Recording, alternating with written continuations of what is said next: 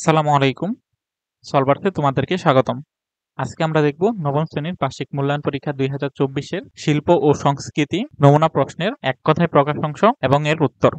তোমাদের এক কথায় প্রকাশ অংশে ১৫টি প্রশ্ন থাকবে, অর্থাৎ এক কথায় প্রকাশ অংশে মোট নাম্বার হবে ১৫। প্রথম প্রশ্ন, সরকারি চারুকলা ইনস্টিটিউটের বর্তমান নাম কি? এর উত্তর হবে চারুকলা অনুষদ।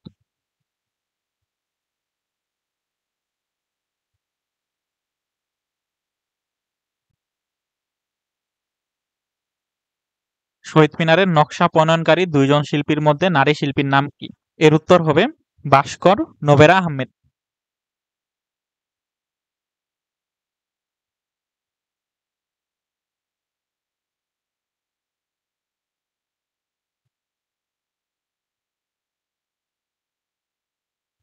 এরপর ছায়ানট কোন ধরনের প্রতিষ্ঠান?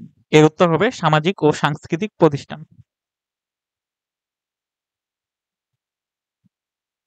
সামাজিক ও সাংস্কৃতিক প্রতিষ্ঠান। এরপর গ, মস্তক চলন কি? মস্তক চলন অর্থ হলো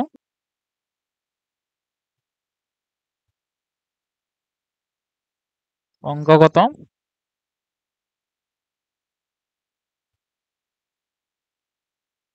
অভিনয়ের সময় মস্তকের সঞ্চালনের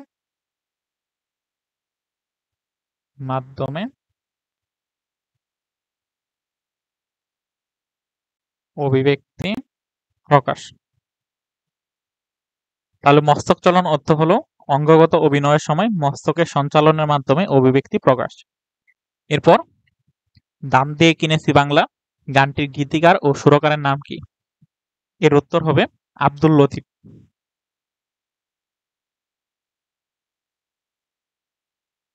এরপর চ, ছবিতে বিভিন্ন উপাদানের সুশৃঙ্খল উপস্থাপনাকে ছবির ভাষায় কি বলে?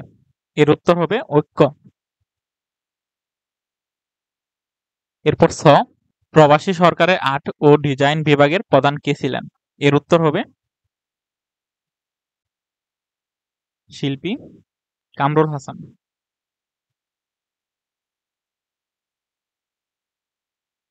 প্রবাসী সরকারের আর্ট ও ডিজাইন বিভাগের প্রধান ছিলেন শিল্পী কামরুল হাসান। এরপর জ, ঘ স্বরের কোমল রূপ লেখ।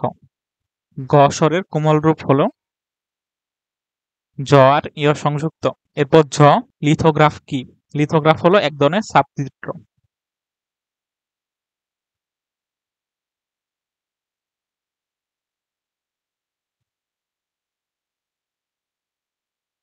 ইয়, ১৯৭১ সালে অবরুদ্ধ অবস্থায় শিল্পাচার্য জৈনুল আবেদিনের আঁকা চিত্রকর্মটির নাম লেখো। এটা হবে মুক্তিযোদ্ধা।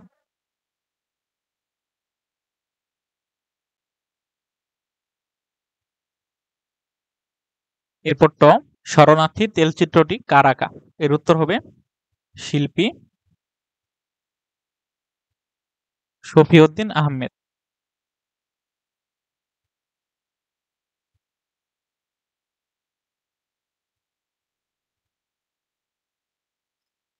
এরপর ঠ, দুর্গমগিরি কান্তর মরু গানটির গীতিকার ও সুরকারের নাম লেখো। এর উত্তর হবে কবি কাজী নজরুল ইসলাম।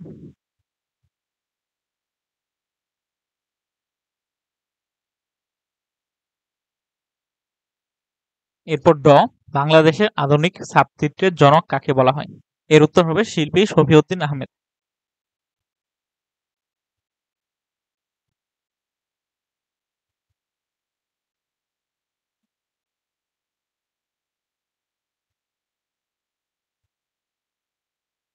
এরপর ড, শিল্পী বুলবুল চৌধুরীর শিল্পকলা শাখা কোনটি? এর উত্তর হবে নৃত্যকলা। এরপর ন, ১৯৭০ সালে জলোচ্ছ্বাসে দুর্গত মানুষের সাহায্যের জন্য যে সঙ্গীতায়োজন করা হয় তার নাম কি ছিল? এর উত্তর হবে কাঁদো বাঙালি কাঁদো।